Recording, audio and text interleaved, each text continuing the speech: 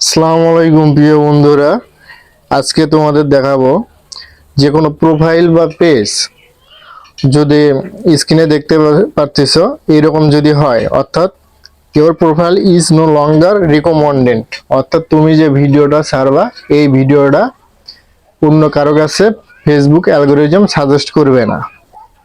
তো এটা আসলে কেন হয়? এটা হওয়ার অনেক কারণ আছে।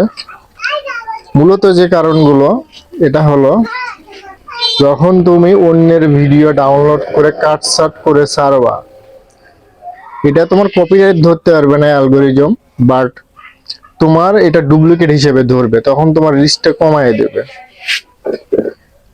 দ্বিতীয়ত, তুমি যদি প্রোফাইল থেকে অনেককে ফ্রেন্ড রিকোয়েস্ট পাঠাও, সেক্ষেত্রে এরকম হতে পারে, তখন অ্যালগোরিদম মনে করে যে এই প্রোফাইলটা ফেক বা তোমার রিস্কটা ডাউন করে দেয়। তো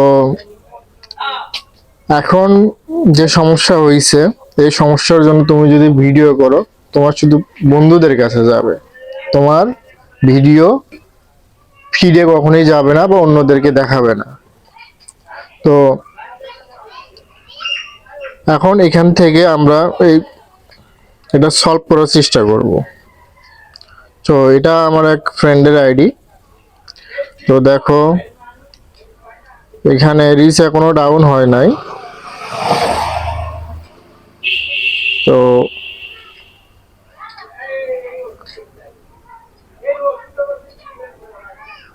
আচ্ছা, দেখি এর ভিতরে যে কি লেখা আছে। আমরা আগে দেখো, এখানে দেখা যাচ্ছে নট রিকমেন্ডেড, অর্থাৎ এটা কারো কাছে সাজেস্ট করবে না। এটা কি জন্য হয়েছে দেখো, দেখা যাক কি ইস্যুর জন্য হয়েছে। Your profile with a history of violation community standard, অর্থাৎ কমিউনিটি স্ট্যান্ডার্ড মানা হয় নাই। Content with click bait spam and just stuff people does not want to interact with, অর্থাৎ তুমি যদি ধরো লাইভ করো, প্রতিদিন লাইভ করলা, কিন্তু তোমার লাইভে কেউ তোমাকে লাইক কমেন্ট করলো না, তাতে অ্যালগোরিদম বোঝে যেটা হয়তো ফেক আইডি। তাছাড়া তোমার যারা বন্ধুরা আছে তারা তোমার লাইক কমেন্ট কেন করে না? তো এখানে সেটাই ধরা হয়েছে, the profile is consider to be a fake account scam or impersonation, অর্থাৎ এটা ফেক আইডি হিসেবে ওরা ধরছে। আচ্ছা, ওরা যা ধরে ধরুক, কারণ কথা হলো এখান থেকে এটা সলভ করতে হবে। এটা সলভ করার জন্য তোমাকে কিছুই করতে হবে না, জাস্ট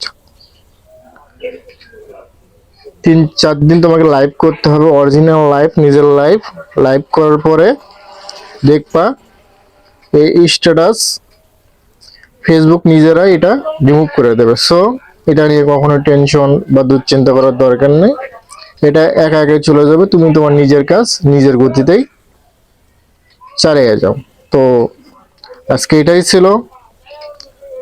তো ভালো লাগলে পেজটা ফলো করে এবং লাইক কমেন্ট করতে ভুলবা না। ওকে, ধন্যবাদ।